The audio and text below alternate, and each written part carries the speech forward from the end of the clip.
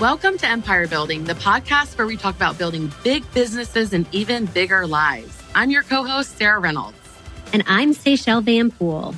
Today, it's just the two of us, me and Say, the S's of the group. I know. No other, it is the S's. And it was kind of weird because it was like, there's the two of us and nobody else spoke up. we were waiting. We were waiting. I know. We were like, and no one else is here. Where's you Wendy? get us today. I know. Well, we miss them terribly, but we're also excited about the episode that we're going to bring to you today. Sarah, what are we talking about? So we are going to talk about the thing that Seychelle and I have most in common. Honestly, the thing that actually brought us together too as friends. It is, yeah. Which we both work with our moms. We both work with our moms. And so the story of Seychelle and I was that I was looking for, I had a referral to Dallas. And I wanted to find a realtor to refer them to. And I saw this beautiful picture of Say and her mom, Barb. And I was like, oh my goodness, that's who I'm referring it to because it's a mother-daughter team. And I called her and we started building a friendship. And this was now, I don't know. This is like 08, 07, 08. This is a long over a time decade ago. So we sort of built our businesses together with our moms and at the same time being friends. So we're going to talk about the things that we wish we would have known when working with our family. And honestly, a lot of this applies to any partnership you have, any key relationship that you might have. But we get asked a lot, how do you work with your mom? And so we're going to talk with that. That's a great question. How do you do that? No, yes, exactly. Like, let us know. And now we're going to take listener calls instead of answering your questions. No, I'm excited about this topic because Sarah's so right. We get asked this all the time. And, you know, one of the things that first comes to mind for me is no one is going to have your vested interest more than a family member will, oftentimes. And also, no one is going to challenge you more than a family member will. So we're going to share with you both the amazing parts about it and the reasons why you should do it. And also maybe the things we wish we would have known that could have caused it to go so much smoother because, you know, Sarah and I both have been in business with family now, each of us over 15 years. And anytime you're in a relationship, not just like a birthing relationship where they brought you into this world, but also maybe a business relationship now spanning, you know, each of us almost half of our lives, there's a lot that goes into that. So, I'm excited because we're going to cover both sides of the coin today. And hopefully this will save some of you all that may be looking at getting into business with family hours and hours and hours of trying to figure some things out that maybe you can get to quicker to get to building your empires faster. That's what our goal is today. So first, let's dive in some wins. Yes. What are some wins that Say and Barb have had? You know, I think one of the biggest wins that we have had is the relationship that we get to build together. So when you work with family, it really has created this culture of really treating our entire team like family. And it creates this really close-knit environment where so many of my team members now feel like almost siblings because we get to do life together. And I think when you work with family and you find a way to make it a really positive relationship, you're like our 2 lead admin and our lead sales member and now our other team members coming in, they feel like family to me. They feel just as close to me as my siblings do. And I think when you come to the table working with family, it just kind of naturally that dynamic, if it's a positive one, can bleed out into bringing other people into the fold, and that loyalty, that sense of camaraderie, that sense of belonging is a really attractive thing from a cultural standpoint. I think that's one of the biggest wins that we have had. And, how about you? I mean, same with us. I mean, I was with the team last week that was also family foundation of the team. And I told my mom, I was like, they're us. Like when I was with them, it felt like they were us because it was such a family foundation. And I think that is such a big win because so many people want to be part of that, like a more family oriented, family feeling organization. And so like for me, you know, I had three babies while building my empire with my mom, and she became a grandma alongside not alongside me. I wasn't becoming grandma, but through me having kids. But then that taught the team how important it was to support one another when we have babies and to be part of it and all of those things. So I think that's been a huge win. Another big win for me has just been because we're so in line with our heart and giving. It's been really cool. Like we both feel very passionate about giving to worthy causes, about giving back to our church, about giving to missionaries. And one of the things that we do every single year is we give a gift on faith. And so what that means is that we don't know necessarily where it's going to come from, but we commit to an amount that we're going to give. And it has been such a win year after year doing that with my mom and not having to fight. A lot of partners, they might not like that, right? But not having to fight and being able to give back in such a big way. And I just think of all the lives that we've been able to change through working together that I don't think we would have otherwise. So it's been huge. Yeah. Yeah. I think it really is when it works well, there's so much good that can come from it.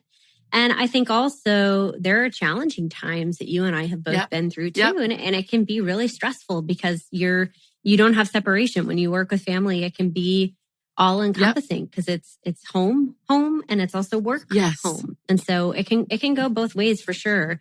And, I think that the other big win that we have had is learning how to communicate when failure is not an option. Yes. Because it's not like when you work with your mom, she just stops becoming your mom, right? Or when you work with, we've had cousins work with us. We've had, my sister and I have worked kind of in parallel lives at certain points. And so it's like you really have to figure out and learn how to be an effective communicator because the failure of the relationship is not an option. You must move through the obstacle, whatever it is. And so it really teaches you how to be productive in conflict resolution and in accountability because you don't have a way to avoid the situation. Yeah. And that's, I think, something that's really foundational too. So, one of the things that we talked about was, some of the things we wish we would have known. And one of those that you and I talked about was, seeing a different side of your family member. Like when your mom is your mom, right? She raises you. She teaches you how to be a human. She is nurturing and loving and supportive and all these things. And then you get to start working together and then you're coming into adulthood or you're already an adult. And all of a sudden you get to see them as a business person, not just as a parent.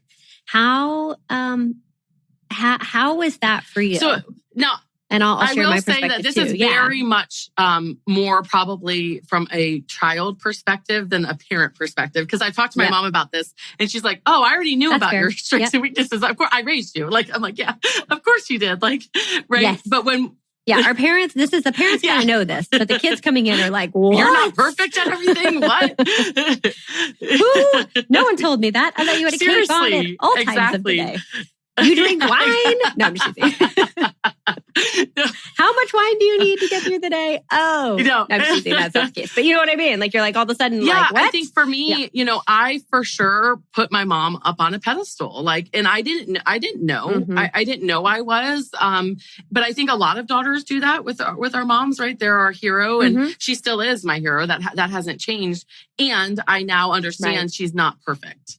And so coming and starting to work with her, it was like, I would see sort of her rooms needed for improvement, right? And the differences in us. For example, she's more entrepreneurial. So she would jump from one thing to another and I'm more focused, right? Let's not move on to the next thing until we get this thing under control.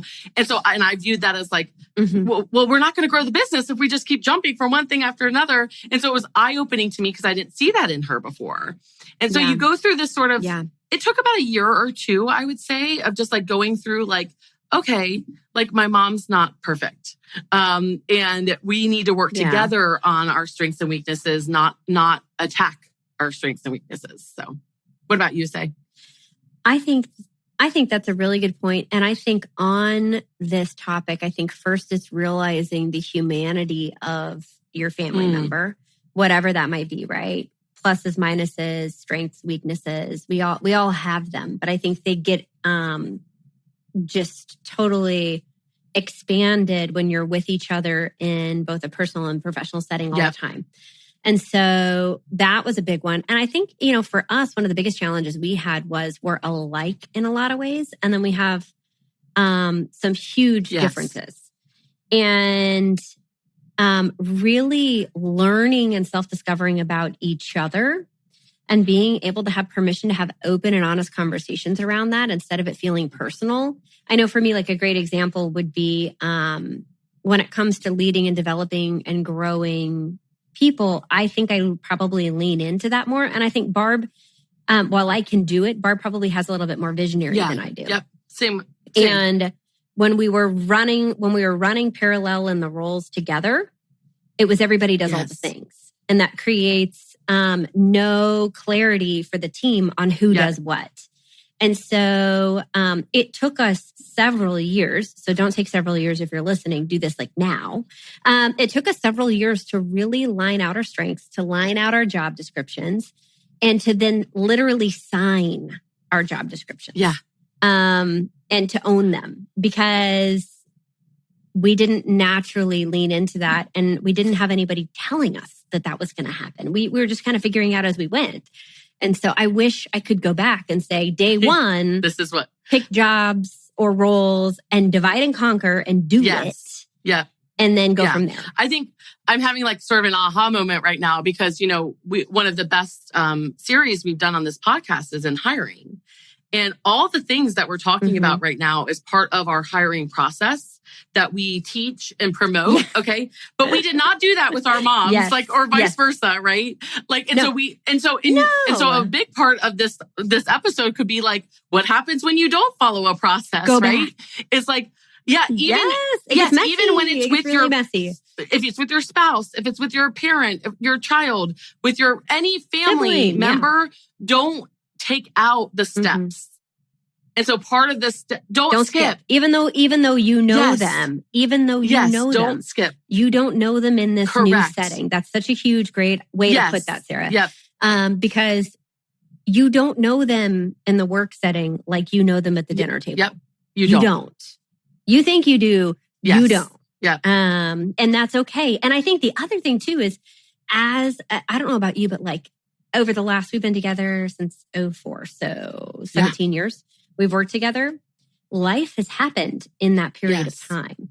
And so for an example, in my personal situation, like my dad with Parkinson's, he has evolved and she's needed to move from CEO to full-time caregiver back in the business to back out. And now helping with him a lot more. And I've been running the company now for a long time. But there was no like formal discussions around that. There was no formal conversation around like life is going to happen and life is going to get messy. And we have people that are like, that I know friends that are like, well, they've gone through divorces in that period of time, or they've had kids grow up and go to college in that period of time, or parents that get sick, or whatever the situation is. And if you're both family, you're both going to experience that situation or trauma or joy or pain, and being conscious in the moment to divide and conquer, and to reallocate jobs in that time of crisis is so important because you each are going to have strengths and the life is going to happen at the same time the business is going to happen. And that's probably where personally we've hit the hardest times, is when life happens and we don't get to have a formal conversation. You just go. Yeah. And then it's like you come back to the table 6 months later and you're like, wait a second, hold on, we got to refigure this out. Because this now looks very different than it did 6 months ago. So I wish I could, in times of crisis, have a 30-minute chat just to say, okay, we're going to divide and conquer. And that's what we do now. Okay, this crisis is happening. I'm going to take these things. You're going to take those things and we're going to run. But it took us probably 16, 17 years to get to that. And at times, like, do that faster. If you're listening. The emotions that go along with it are so real, right? Like when you're dealing with a crisis that impacts both of you, because it's your family too, right? It's like, man, like a lot of times we're not even talking about that. We're just, and typically what I found is one goes all in to handling whatever the crisis is, and the other goes all in to handling the business. Yeah. And that's how we've sort of divided and conquered it. But that was never talked about or figured out, right? So no, it was never a formal conversation. You just you just drop everything. And like, I know the first time for me happened really early on in the business. It was October of 07. That is early. And I was new in, Yeah. I was 04 was when I started, mid of 04. So I was in 2.5 years. And I went from kind of still really learning the sales role to running the company in 24 hours. And that transition was shocking. And you rise to the occasion and you figure it out. But then also the transition back in when that family member is ready to come back in is also kind of shocking because you've reallocated roles and have to refigure back out how that kind of feng shui of the business happens again. And your team is looking at you too, saying, well, how do you guys handle this? Who do I report to? Who is leading the company? You have to have all those clarifying conversations. So far, and it's a challenge. So far, the top things that we wish we would have known, just to make sure our listeners are recapping with us, understanding each other's strengths and weaknesses are so important. And then tied to that is then taking those and clarifying roles. To where it's not feeling like our team members no one wants to work for 2, 3, 4 bosses, right? They want to have clarity on who they answer to. And so part of that is clarifying it, which again, it has taken Say and I years to figure this part out. So you will save so much time if you do that in the beginning. So much time. So then with the roles, then it gets sort of messy, and that's accountability around the roles. Yes. Yeah. So how do you do that? Like, this is hilarious, right? You're like, dear Seychelle, hold your mother accountable to her job. Or dear Sarah, hold Debbie accountable to that. How, as a kid, you're like, are you freaking kidding me, man? No. Like, I'm gonna get mom guilt so bad after that. That's not gonna go well. And let's be serious. Like, I mean, even from our mom's perspective, it's like we will always be able to get an out of our stuff because it's like they see so much good. Like when we look at our children, we see like all the good, so much of the good in them. And so it's like a lot of times they're not even seeing that, right? So for us, what has been the lifesaver is outside coaching. So can I get like a high five amen on that one? Get a coach. Get a coach that is not a family member. Not your dad, okay? Or husband or spouse or friend, family member, sibling. No, outside counsel. And so it's almost like therapy to be like, I'm just like being able to hear both sides, being able to walk through, and then just when both of us are talking to our coaches, we're talking about our job descriptions and what we're responsible for. Yes. And our coaches communicate amongst each other on a regular basis as well. But that has been a huge, huge thing for us, was having an outside coach hold us accountable to our job description. So we are not doing it with each other. Yes. We're not holding each other accountable. Yes. We run together, right? And we're all running towards the same thing. But the accountability part is done from someone on the outside. Yeah, I think that's such a huge component of having a neutral third party with that piece, because it's impossible when you have this many interconnected business and personal aspects of it to then add that layer of accountability from that family member. It doesn't go well. And honestly, anytime you... Speaking from experience, it's so much better from outside We have counsel. both attempted this too many times and failed. Okay, and failed miserably. Okay, we failed forward. Eventually we got a coach, but it took a few years to figure that out. And honestly, with any partnership, with like this is applicable, like, not just mom, daughter, or parent, but in life, like having some outside accountability. Like if you have equal, either both ownership, it doesn't even have to be equal ownership. If you have ownership in a company together with someone, okay, it's so important that there's an outside coach that's coaching you. I've seen this across other businesses where I've had partners, the need for it and the huge things that can happen from having an outside coach. And then, something else that I'm reminded of here, and thankfully I haven't had to go through this, but I have had a lot of friends that have had to go through this in working with family, is getting your agreement in writing for both sides. We put that in writing pretty early on and have amended it, and thankfully have not had to use it. But oftentimes agreements happen when things go sideways. You need them. And so I would just strongly encourage, if you're thinking of looking at working with family, like I know this sounds really like weird because you're like, this is my family. I love them. I would do anything for them. Yes, we all would. and get it in writing so that when things hit the fan, you can go back to the agreement of what you both agreed to and signed off on instead of the emotion of the moment. That's huge. So getting that in writing too, I think is really important because you don't need it until you need it. Well, what you're hearing right now is a lot of like what you would do in other situations. So it's like when my team, I'm always telling them like, who needs our listing presentation more than a client that we don't know is our family. Like, don't follow our process because it's a family member, right? This is the same thing. Don't follow. You wouldn't get into partnership with someone without an agreement. You wouldn't, all the things that you would do if it wasn't your family, you should still do. And so I think that's been key. Mm-hmm. The other big thing that I wish I would have known and honestly put sort of some ground rules in place is not ground rules isn't the right word, but just talked about it more open. So when and this is going more to like the personal side of things, when you are working with a family member, sometimes you can miss just being family, yes. Big time. Yes. Big time. And so one of the things that my mom and I now do, and it took us, again, years to figure this out, is like, I just vocalize, like, I just need mom time now. Like, I just want to go get a pedicure with my mom. I don't want to talk about real estate. I don't want to talk about business. I don't want to make any decisions. Okay. I want to talk about my kids and George and what we're going to do for family vacation and like the things that mom and daughters talk about, right? Like, and not work. And just setting that up ahead of time because you do miss it. And when you don't have that time, making sure that you're time blocking just the time to be family is so, so important. Yes.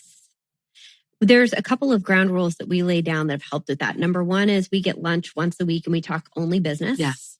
And I have an agenda and we come to the table and like have a business meeting. And all things business are discussed.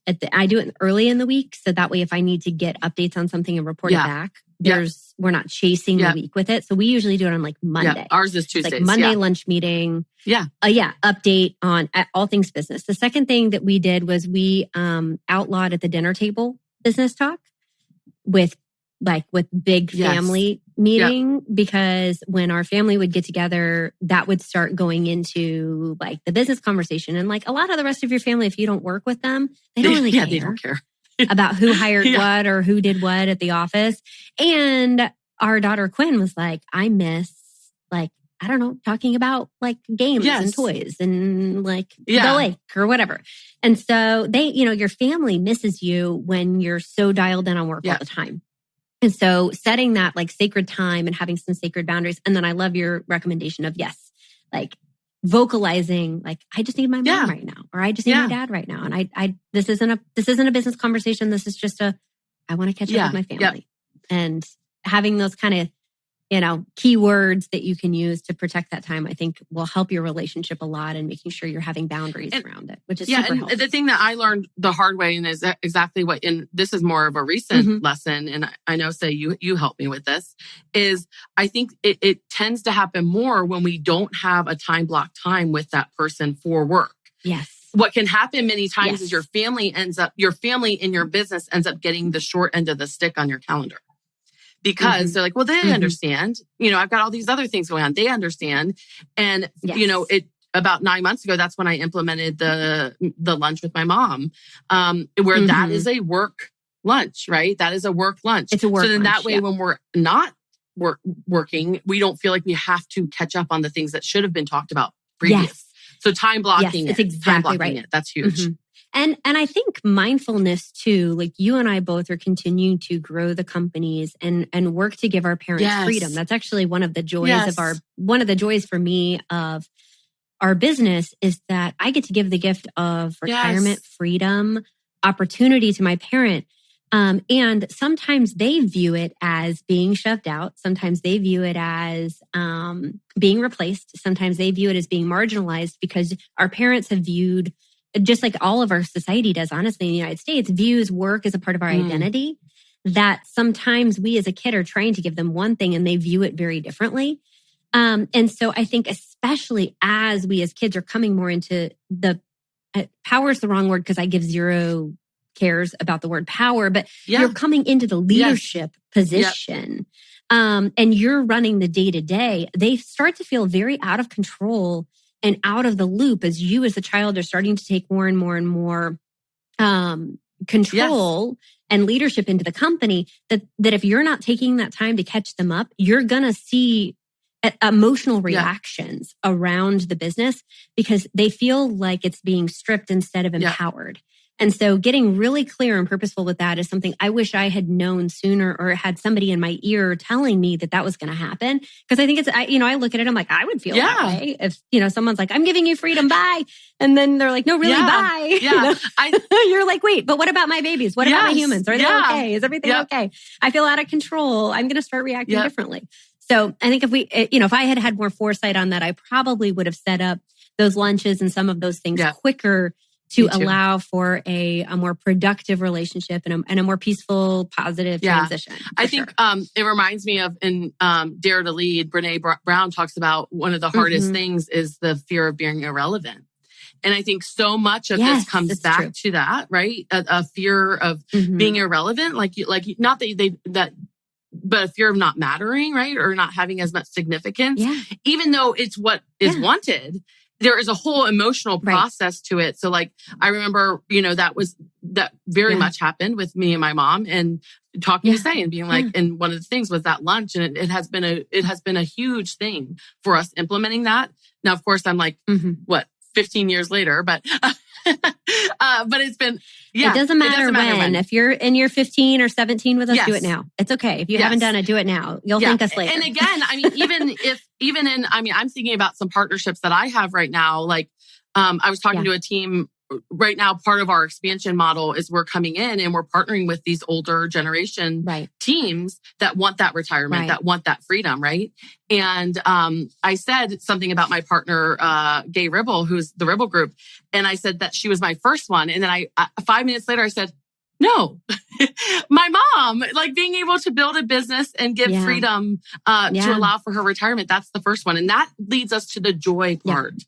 There's so much joy has come from our partnerships with our family and with our mom and the things that we've done. And honestly, I wish I would have known that. And I wish I would have known to focus on it more and celebrating the joy more versus focusing on sometimes the issues, right? So that's been huge.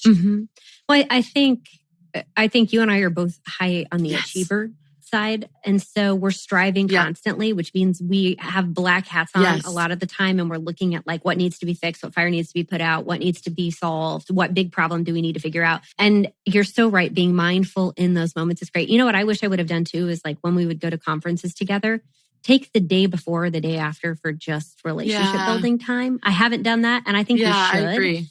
So it's something, even just as we're talking now that I feel like I need to implement more. It's come in a day early or stay in afternoon late and just recenter that relationship after having had work this whole time. Because you're right. There is getting to see both sides of your family member can be a huge gift. Such a huge gift. I think about Barb and she's such a visionary and she's so sharp and she's got such an amazing strategic mindset. And when I have a problem, no one's going to have a bigger heart in trying to figure it out than she will. And so we focus on that so many times. And the gift that COVID has given us is she's really been willing to lean in on the personal side to help with some of the virtual school with Quinn. And it's really some of the first time, in our daughter's 6.5 years that she's gotten to spend that one-on-one time with Quinn as a grandkid, not tied to work, not tied to a meeting, not tied to on the way to something. And we're really getting to lean in on both of those sides of our relationship right now. And it took us 16 and a half, 17 years to get there. And I'm so thankful we're getting there now. But gosh, I wish you're right. I wish I could have been more purposeful about that earlier. Because I think it would have been even more joyful. I mean, I think even more fun. And it's great, but that would be helpful. For sure. I think, leaning into, it can be messy, right? Working with family can be messy. And we're sharing some of those things here. And in those moments, leaning into what started you out to begin with doing this, right? What was the whole got you working together? What did you see in the beginning? And then focusing on the joy, the things that you've built, the good things that have come, and or focusing on what the vision is in the future together. And that has been, you know, just pausing in those moments and seeing that has been awesome. And I wish we did it more. So don't forget to pause and focus on some celebrating together, and then making each other that priority on the personal side as well. So, well, this has been fun. the S's podcast, the S's of the Empire Building. Yeah, I know. Welcome to the SS podcast, also known as Empire Building. Yes. But yeah, no, I'm so glad we got to cover this. And, you know, for those of you out there that are working with family or looking at it or asking the question, should I? You know, I would say even with all of the things I've learned over the last 17 years, both the joy and the challenges, I would do it again. Absolutely. I would absolutely do it again. It was so worth it. And I would do it again. And we hope that you're taking some of our lessons from us to do absolutely. it. So just to recap for our listeners, make sure you set time in the very beginning to go over strengths and weaknesses. Then you use those strengths and weaknesses to give clarity to roles that you both sign off on. You then get an outside coach to help you in terms of accountability. And then you focus on making sure you have time block time with your partner, with your family member to focus on the business, and then time block time to have family time, right? Where you're not focusing on the business. And then do not forget to celebrate and focus on the joy. So thank you guys for listening. Amen. Part of our podcast is big business and even bigger life. And when big business and big life join together, it can be both super exciting and messy. And so we hope you got something good out of our episode today. So go out there and live a big life. I love it. Amen. Y'all have fun. Bye. Thanks for listening to Empire Building. If you like what you heard, join our tribe by subscribing on your favorite podcast platform and help us spread the word by leaving a 5-star rating and review. Until next time, wishing you a life worth living. And remember, you are an empire builder.